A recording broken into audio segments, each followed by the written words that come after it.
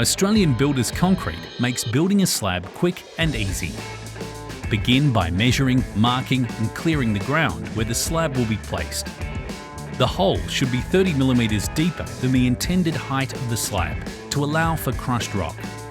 Next, cut timber formwork to length. Then secure the formwork with pegs.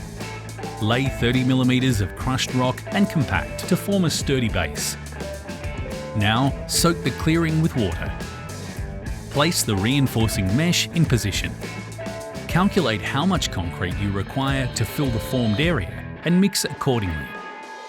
Once calculated, empty the required amount of Australian Builders Concrete into a mixer. Once the mixer is turned on, add 2 litres of water per 20kg bag of concrete. Once you have a good mix, it's ready to use. Work the concrete in and around the area. Compact at the same time to eliminate any voids.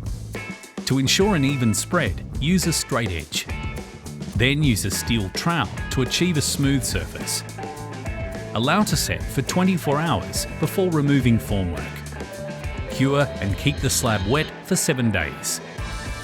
Now you have a sturdy slab, ideal for a variety of uses, including a barbecue base or a shed.